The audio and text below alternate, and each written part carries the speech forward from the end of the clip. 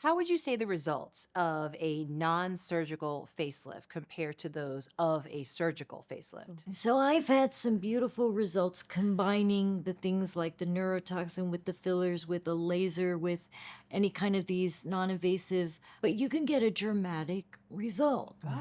But there are also the women that come in and say, I don't want surgery, I'm chicken, right? Yeah. But I'll tell them, you either need surgery or don't do anything, because you're just going to throw your money away on these less invasive procedures and not see the kind of result that you're wanting.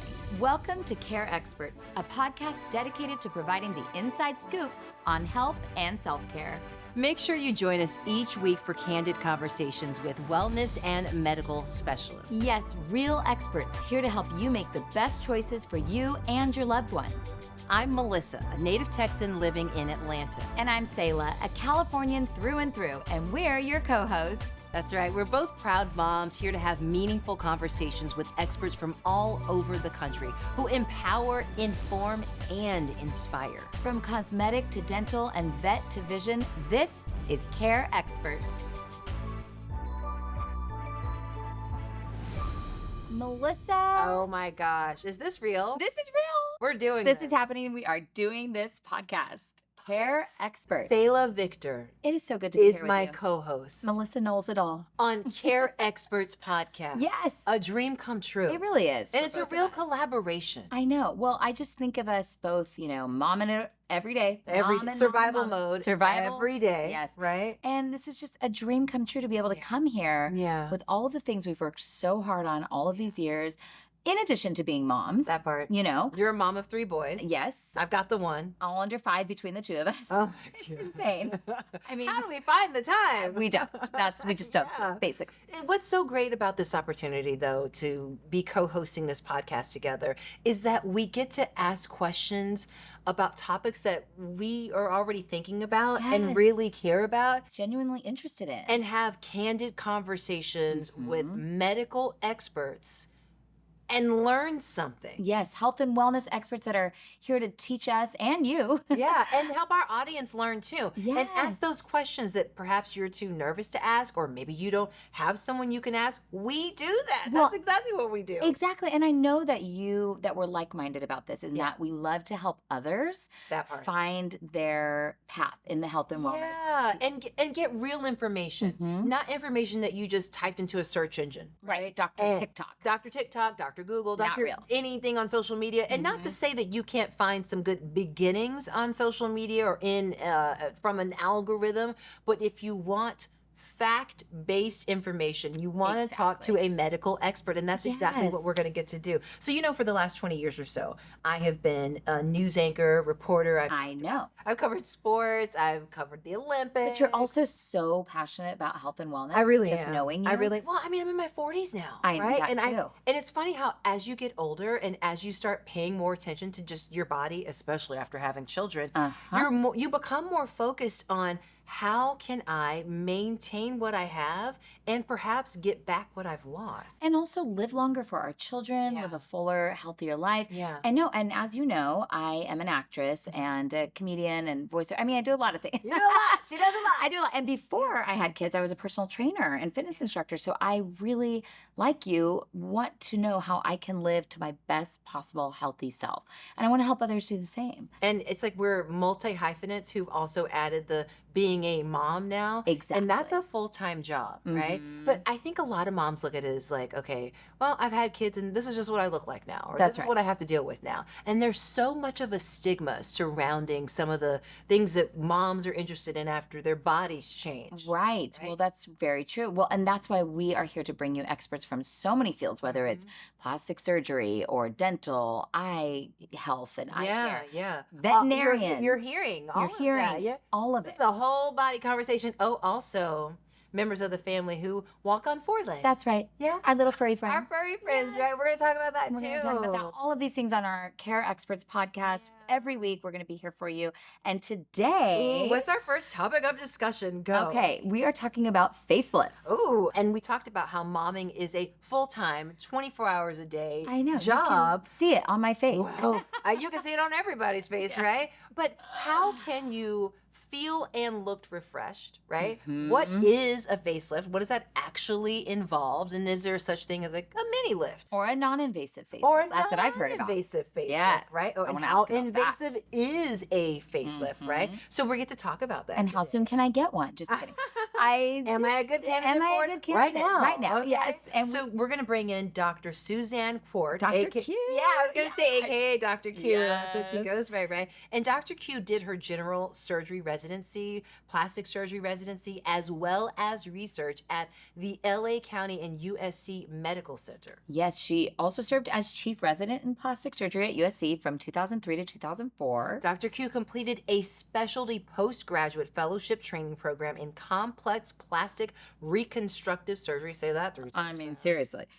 And she's also known for her appearances on Dr. 90210 and even interned with Dr. Oz. Oh, that's a household name. I know. Yeah, and she is board certified by the American Board of Plastic Surgery. And currently a surgeon at Cosmetic Care Plastic Surgery and Med Spa in Corona Del Mar. So what you're saying is she's experienced. She knows a little. She knows a little bit, Little bit. a whole lot about all of it, Yes. right? I can't wait to talk to her, know. Dr. Q. Let's bring her in. Let's bring her in. Let's go, do it. Dr. Q. Let's talk about facelift. Oh my gosh, Dr. Q in the house. What's up, Dr. Q? So excited to see you. I'm so honored to be here, and it's great to meet you both. Thank you This so is much for exciting. joining us here today. So I just want everybody who's listening right now to know that you are a board certified surgeon at Cosmetic Care Plastic Surgery and Med Spa in Newport, California. But a lot of people are going to recognize you from Dr. 90210. I mean, that is a special skill set to be able to perform medical procedures, surgeries on camera. Amazing. Wow. Was that hard?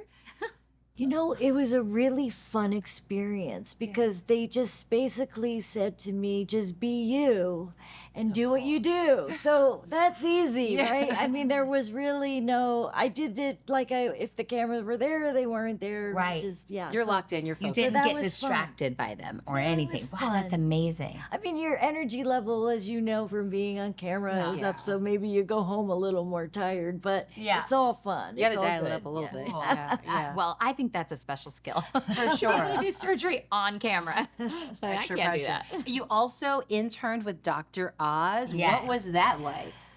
That was an amazing experience. I was still a fourth year medical student and I wanted to be a cardiothoracic surgeon. So I got a sub internship at Columbia and Dr. Oz was there. And I got to fly around with the team at the transplant team and harvest hearts and lungs and then scrub into the transplant surgeries and see all the amazing things they did. That was absolutely an honor. Actually, when I first wanted to become a doctor, I thought I'd be a pediatrician. But I just didn't have the heart for it because when we were training, we saw so many sick children Oh, God. with childhood cancers. and- Oh, yeah. God. So it broke my heart, and I just said, I don't have the strength or the heart to do that. I know I made the right choice because of how happy I am at this stage of my good. life. You exude that, by the way. I mean, it really You is. really Your do. energy for sure. It's a Yes. vibe. Well, and that actually brings me to a question. There's a huge trend right now from my friend group, which I'm in my early 40s, of early facelifts. Have you seen this? Where they're calling it preventative. And they come in, and I personally am like, wow, I never would have thought that for you. But if that's what makes you happy, there's no judgment. But is that a trend that you're seeing with facelifts, with younger and younger happening, or mini facelifts? So it's an interesting question because what has come up between then and now is a lot of non-invasive technologies that can stave off a first-time facelift. Right? We didn't have Botox back in the day, fillers back in the day, microneedling with or without PRP, microneedling with radio frequency with or without exosomes. I mean, I could go on forever. I don't even know what these I'm like, things wait, are. can I get a Can you? pen? Yeah. 'Cause I gotta, Okay, we like, gotta write take all notes. of these I need to do down. all this. Because I do like emerging technologies that actually work, I joke with my friends. I say, well, my job is to keep us looking 35 until we're 75 and need Love our it. first facelift. Love it. this. This is great. Now, with that being said, there are some people who will choose to actually, if they feel like they have true laxity, do maybe a mini facelift or a lower facelift and neck lift earlier on.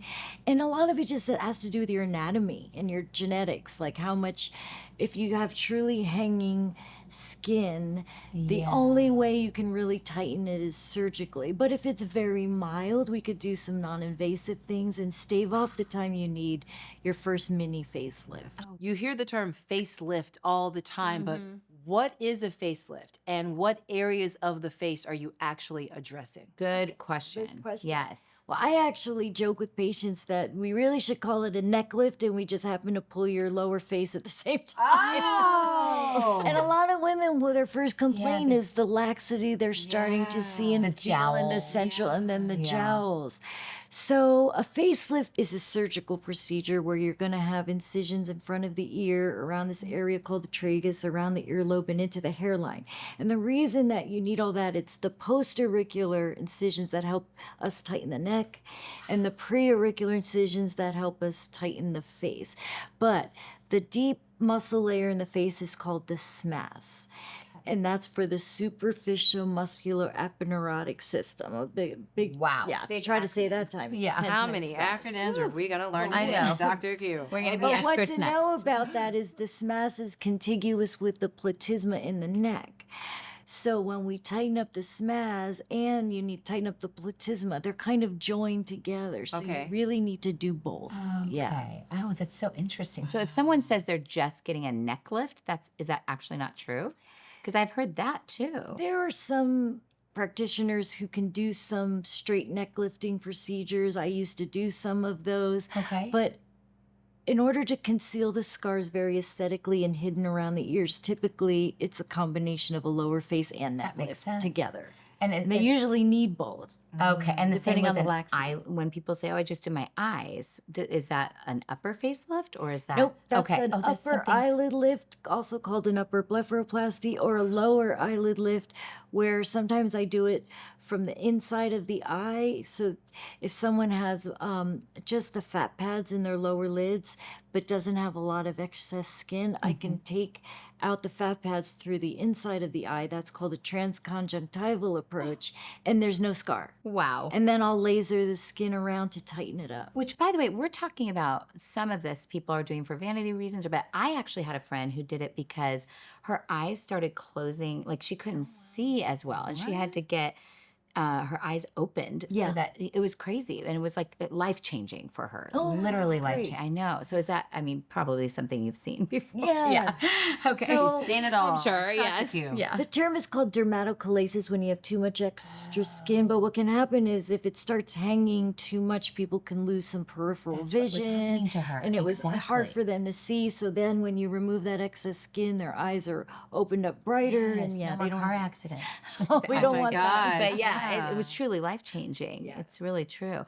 And do you think that more common is a mini facelift, or do more people do the whole? A full full. What's the difference? Like, what are the terms? I exactly? guess that's really the Yeah, question thank is you. like, are there different types of facelifts? And if so, what are they? Yeah, so it's like a spectrum, right? Okay. So we'll start with the minimal. So a mini facelift just means you're going to be lifting the lower face and neck. You're not doing much with the forehead, brows, with or without eyelids. You can do eyelids with mini or with full. Okay. A lot of it has to do with the age that they present.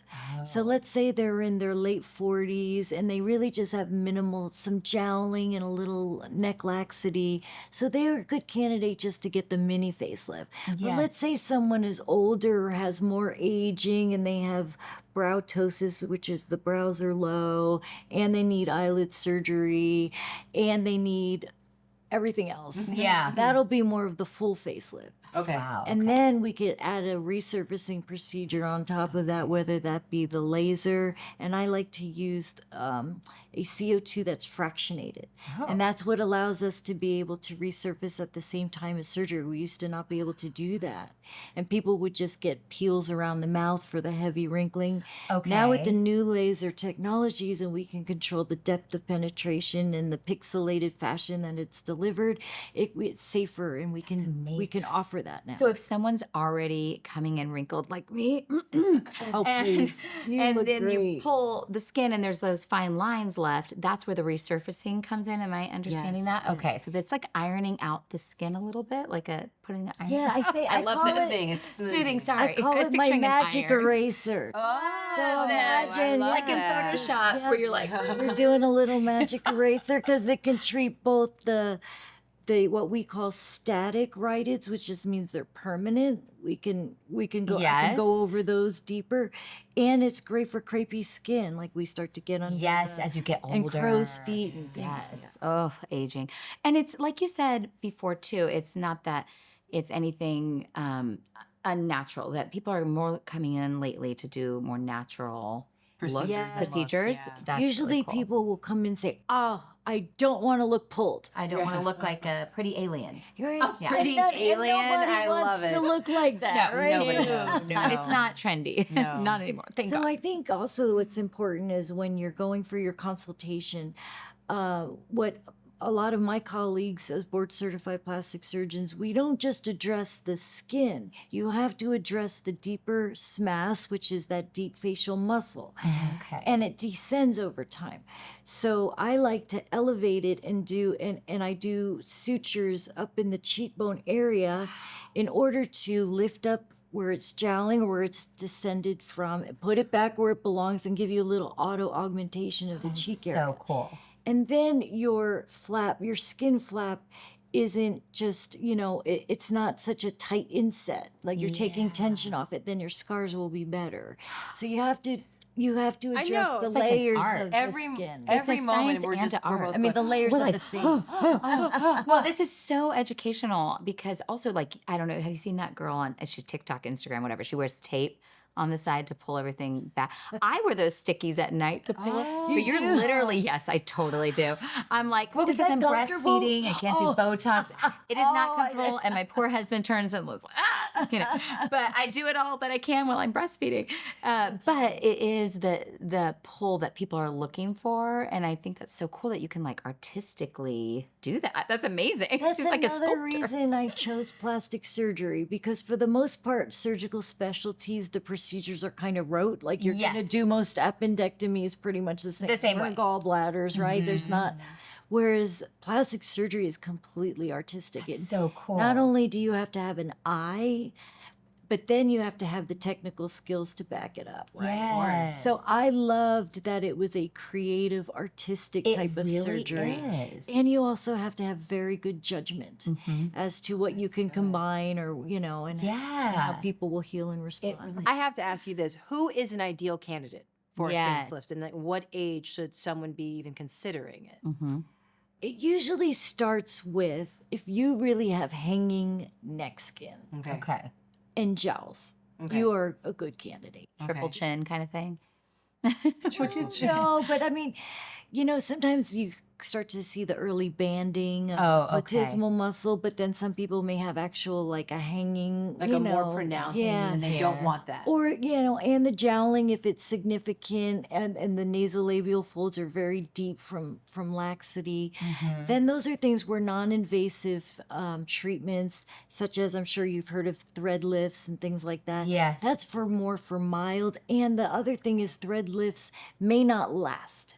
Whereas a surgical facelifting procedure, it's a permanent result in the sense that you get that result and then you continue to age from that point. Okay. So I always point that out because It's you can't stop time. so let's say you do it at 45. Well, you're still going to continue to gonna age, so age. you may want to be doing something later. They may not need something, and if they don't need it, I will tell them you don't need that, don't need that, or there's something else we can do for you that's non-invasive. Like there's the Cool Mini, which is a cool sculpting. They made a special applicator to treat if you have that waddle under the chin, we can freeze it away. And that's no surgery. Oh my but it can't be hanging with a lot of extra skin. Then you need surgery. Then you need to cut. But if it's mild and it's just a little fullness in here, that we can just cool sculpt that away. That is amazing. Let's talk about the consultation. What can a patient expect during a facelift consultation? Well, a comprehensive analysis of your anatomy and your concerns. I will suggest what level of procedures you're going to need. Is it just a facelift, or are we going to address eyes? Sometimes people will say, oh, I'm okay with such and such, like my eyes. But if they have a lot of hooding of their eyes, I'll say, you know what, we're there. And it's not like I make analogies to cars a lot. I don't know why. But I'll say, you know, if you're going to go get your car redone, you're not going to say, well, just leave the headlights. I'll deal with those later. Yeah. You're going to want to clean up the headlights, you know, and you want them to work and you want them to look bright. And So sometimes I can guide them as to, this is a really good time to address this at the same time. Exactly. Sometimes it's unnecessary and you say, yep, you know, or they've had their eyelids done when they were younger and they still look good. So sometimes people have had their eyelids done when they were younger and they need them done again. Yes. That's called a secondary upper blepharoplasty or what have you. So you know, there's that's why it's so important to go for your consultation, because we have to tailor it to you. Every individual face. Sometimes people might need a chin implant or a rhinoplasty, you know, or earlobe reductions. I mean, there's all kinds of things that we assess. Chin implant. And then we're going to tell you how much you can do in one surgical setting. You must have known my next question, because I was going to say, well, what's the recovery like if you do a full facelift, like the most invasive of the procedures? How long are you looking at a recovery period? I always tell patients a flat 2 weeks. Why? Okay. The first week is bruising and swelling, right? Second week is going to be resolving bruising and swelling. Yes. If you've had a laser, your skin to re-epithelialize takes about a week, and then it could be pink, but you can hide that with makeup, okay? But I say, you know, we still use sutures in the face that we have to take out. Why? Because we definitely do sutures that are deeper, that are absorbable, but the suture material that we use in facelifting, we have to take out because it is the least reactive and they create the best scars. So we want to minimize scarring on the face. Right, of course. Right. Yeah. So I can start getting facial sutures out in about 7 to 10 days, and then maybe post-auricular sutures out anywhere from 7 to 14 days. Sometimes I'll have staples in the scalp that might come out a little later, like at 14 days. So, you know, you have to keep that in mind. So usually I'll just ask the question, okay, are you talking about you can go back to work, or, you know, if you work from home, when can I go to, you know, just do meetings? Or do you have a job where, you know, you've got to be fully recovered because you're going to start lifting things Physical into labor. physical. Right, you know? right. So then I discuss all that. So it's important to know what they do for a living, what their expectations are, how quickly they want to get back to what. Because sometimes we can even break up the lasering and the surgery, right? Right. So I've had patients who said, well, I don't have that kind of downtime now, but I have something coming up I'd love to look fresh for. So we might do the laser of the face and neck first, and then they'll come back for the face and neck. You I can do see. them You in could break different it up. order. I didn't even, Oh, that's cool. Okay. That's all the really... things you don't consider. I know. And do those non-invasive things, how long do they last? Like things like the microneedling? Depends on the technology. Okay. Some are things that you do to keep refreshed, you know, and turn over the collagen in the skin and things like that. Okay. Some things like all therapy can be like a one-time treatment that could last many years to non-invasively tighten. But you have to be a good candidate, and that's why the consultation is so important. It's not a one treatment fixes all type thing. And I like to combine treatments, non-invasive or invasive, you know, to give you that perfect result that you're looking for. Well, and I don't know about you, Melissa, but I see on my Instagram feed like the before and afters of various things, and there's so many different techniques. You've touched on some of them, like Morpheus is one I hear about. Is that something you do? I don't know what Morpheus is, but I've seen that too. I've seen it on TikTok, and I also heard about it on Instagram. And I hear it hurts so bad. Is and that scares true? the crap out of me, for real. Even the name is kind of Even scary. the name, Morpheus. Yes, it sounds very Matrix-like. It does sound like Matrix. Do you want the blue pill or the red pill, Who is girl? performing this on me? What is happening? So there is a effective technology called Morpheus8. Okay. And it's microneedling, and when the pins are in, it delivers radio frequency energy deeper in the dermal layers to cause tightening and contraction over time. So you will... We're like, wow. So, but the beauty of it is it's non-surgical. Yeah.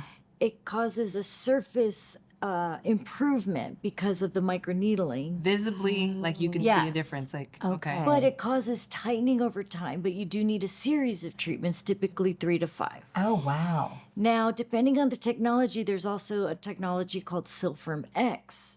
Sylfirm X is another microneedling with radio frequency technology, but it's less painful than the Morpheus 8. Oh, that sounds I've heard. nice. And that's the treatment that I do because I'm a big wussy. Okay. And I don't want all that this pain. sounds great. How would you say the results of a non-surgical facelift compare to those of a surgical facelift? Oh, good question. Thanks. So I've had some beautiful results combining the things like the neurotoxin with the fillers, with the laser, with any kind of these non-invasive, whether it's radio frequency, the microneedling, the different technologies, in the right candidate, meaning they don't have a lot of excess skin and super hanging, but you can get a dramatic result. Wow.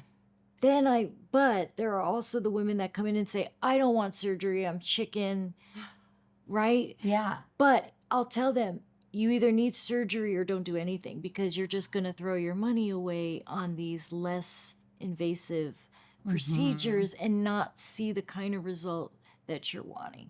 Or they may accept, meaning there's an in-between. Maybe they're not so bad and they'll say, I've had patients say, you know what, I know I need a facelift, but do the best you can without Do surgery. the best you Right, can. right, So right. we'll do, laser or maybe some other skin tightening procedures. So there's a spectrum, and that's why the consultation is so important. Yes. Because if you don't know your options, how are you supposed to learn what is best for you, Right. You can research till the cows come home, but you might need a little more guidance because of your anatomy, and this is why this combination of procedures might work well for you or might not. Right. I would never know what combination. I mean, that's why I absolutely would. That's why you ask an expert. That's why like you ask Dr. the Q. expert. Yes. So that's why I like having a med spa, because we can offer a lot of these non-invasive technologies, such as the Morpheus8, such as the laser, such as the Sylfirm X, such as the L-therapy, such as the cool sculpting, all these things that we've talked about. Yeah. We can offer them, and I like to stay abreast of like the latest technologies. But with I that can being tell. said, I know, we can tell. I'm also cautious. Exactly. Okay, I'm going to be cautious because I don't want to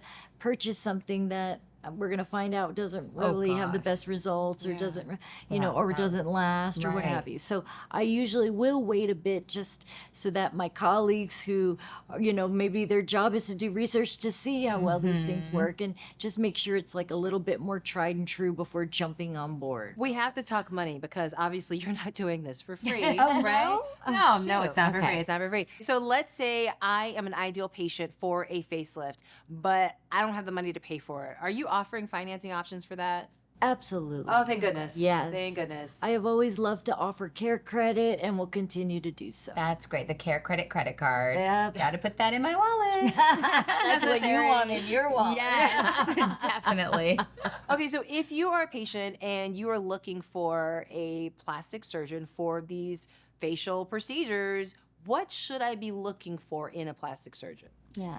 So it goes back to their training. Okay. And you'd want either a board certified plastic surgeon or a board certified facial plastic surgeon. Oh, They're okay. both going to do an excellent job and have had the proper training for that. Okay. And there's even some surgeons who have the background of ENT, ear, nose, throat. Oh, I've but seen have that. Yeah. But they can be excellent at rhinoplasty, and they can also be excellent at facial if they've been, trained or Proper sometimes. training, Yeah. for sure. So I think that board certification and make sure it has to certification. do with what the kind of surgery you're looking for That is makes important. sense. Yeah. So that's important. The other thing I would say is you really want to say, Doc, I want to see your before and after pics. Oh, Those- yes. Those major. speak, right? Volumes. Yeah, photos, Yes. a picture's worth 1,000 words. And if that doctor says can show you, maybe several female and several male before and after results, and that you could see that the work is consistent and it's the dramatic change you want to see, or maybe the natural change you want to see. I think that's super important. Because the third thing, the great is a referral source. So if you've had a friend, family member that went to that doctor and got a great facelift, I think you can feel a little more comfortable that, you know, they can hopefully deliver that same quality care for you. Red flags, though. Are there some red flags we should look out for if we're considering having a facelift? I would just say, again, you want to make sure that your surgeon is performing the surgery in an accredited facility, whether it's office-based, hospital-based, whatever. You just want to make sure that it's very clean and has the proper accreditation. Again, that your surgeon has the proper training to do the procedure. I would see that they've done enough, that they can show you enough before and afters that you feel comfortable letting them work on you. And then the last thing, again, is just make sure that surgeon's available for your aftercare, because things like hematomas and post-op infections, I mean, we all love to think that our surgery is going to go perfectly well, but it's surgery, and there are surgical risks involved. So you want to know that your facial surgeon is going to be available for you if and when you were to have a problem after hours, no matter what, and that they can take care of you at any point when you need it. You know what I was thinking about when you were talking about before and after pictures, both of y'all actually, was that maybe not just a before and after of like, okay, this person looked like this and now they look like that. It's like procedure specific. Like, I know I'm going to have this kind of procedure. Can you show me someone who wanted that same procedure, then they had that same procedure that I'm seeking? Not just like an overall before and after. Definitely. Because that will really important. factor in. Definitely. And you can find that on most plastic surgeons' photo gallery. Because I know I like to put little captions as this patient had such and such done. That's smart. Yeah. That's really cool. And sometimes I'll even use, because they've given consent to use their photos, I can use a photo to educate a patient as to why we need to do something or we shouldn't do something, you know, because you have something to compare to. Or this patient had exactly what I'm offering to you, and this is the reasons. I sometimes combine something called an upper lip lift. And what happens is, as we age, our lip, and people just think the lip is the red roll part of the upper lip, but the lip, believe it or not, goes all the way up to the nose. The orbicular iris muscle. So what happens is, as we age, this gets longer and longer, and that's why it can look like it rolls inward and we lose our upper lip with age. So sometimes with just a small scar under the nose, we can lift the upper lip up, and then that's permanent, and they get their upper lip back. And I've done that for both men and women, and it can make a huge difference. And it's permanent, and then they don't have to get so much filler. And even filler when you've lost your lip, I mean, it's not gonna work. It's not gonna work well, right? It's just or at least it's not going to give you the results that you're hoping to achieve. So the lip lift, you know, in the right candidate can be a game changer. I've never even heard of that. That's amazing.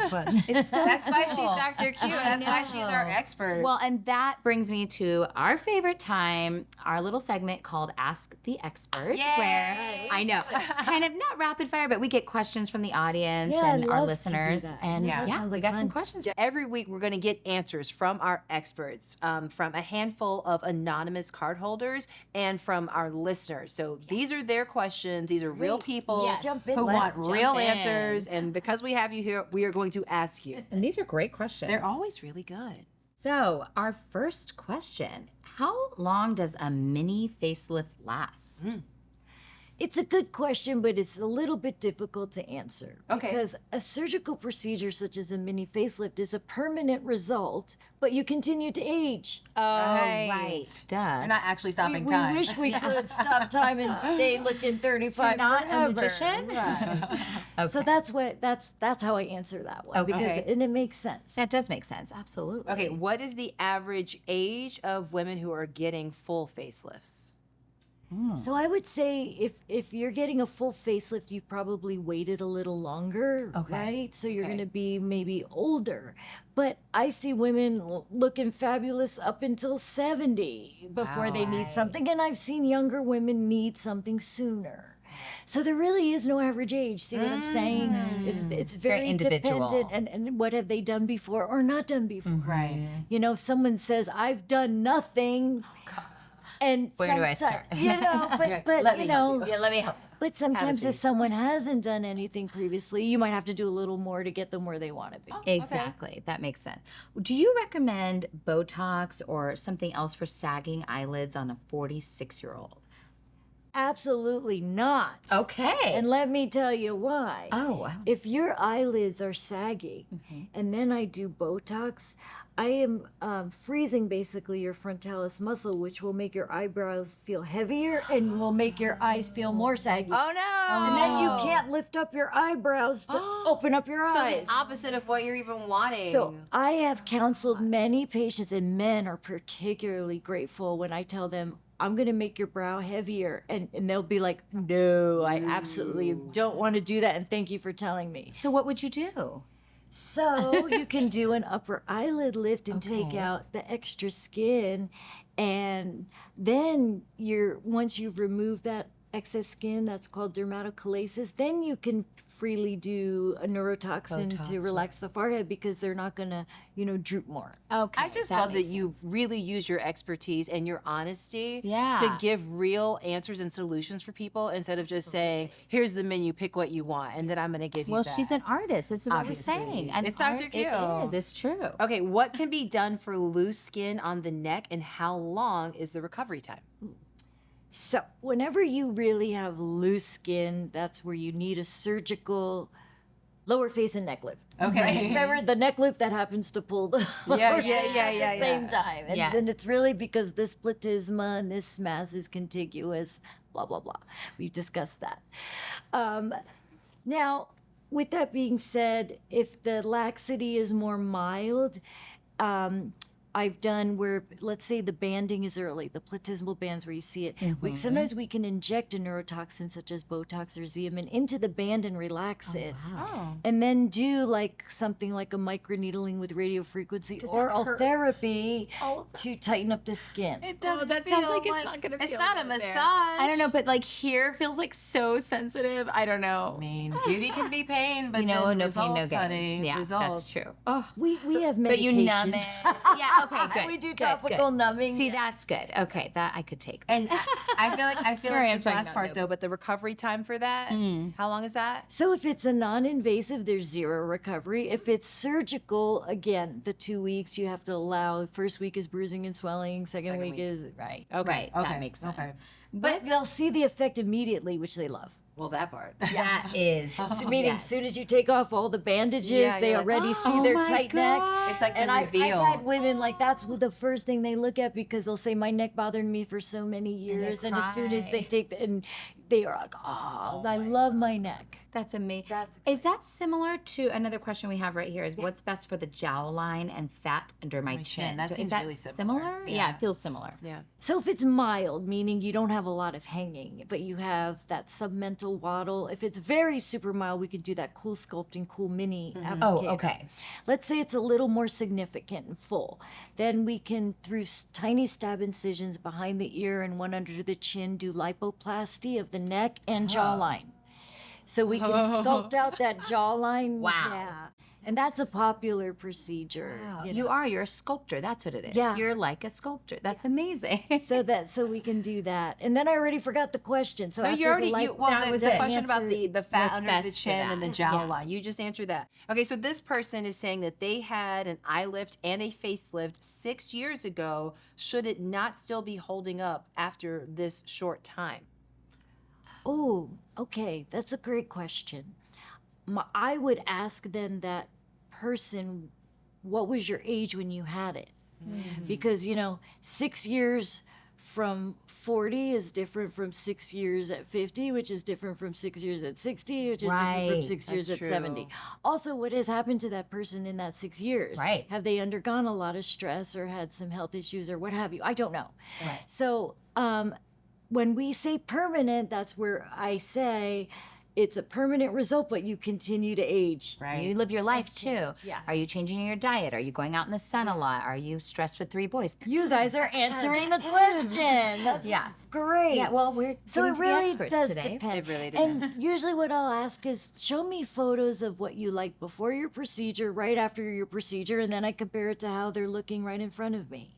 Meaning maybe these are natural changes that could occur after 6 years, or maybe Right. something didn't hold up quite Yeah, well. that makes total Look sense. right as Yeah. well. So it's good to have photos. Yeah, So absolutely. I know it's great now with our cell phones, people document their own healing process. So that's a good Yes. thing. So they'll be, nowadays people can more quickly show me photos, Yeah. right? Because they'll Right. say like, this is I what, had I looked 10,000 like on my before, phone. right? Yeah. This is what I looked a day after, 2 days after, 3 weeks, Yeah, yeah, they're and documenting. then now. So then, so that's a tricky one to answer because I don't know what age they were It's when case they by had it. case. It's case Yeah, by yeah. case. Yeah.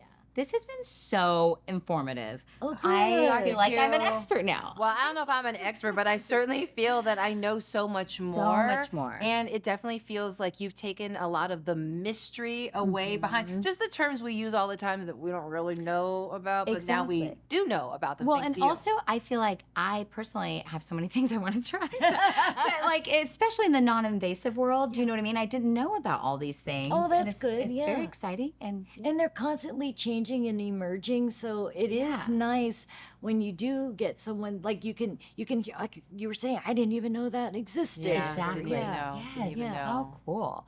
We're so grateful for you joining us here today, and we're Oh, so it's my grateful to pleasure. our viewers and our listeners for asking the questions and for tuning in. And we're going to have you back. Yes, Dr. Q. pleasure. We have more things to discuss.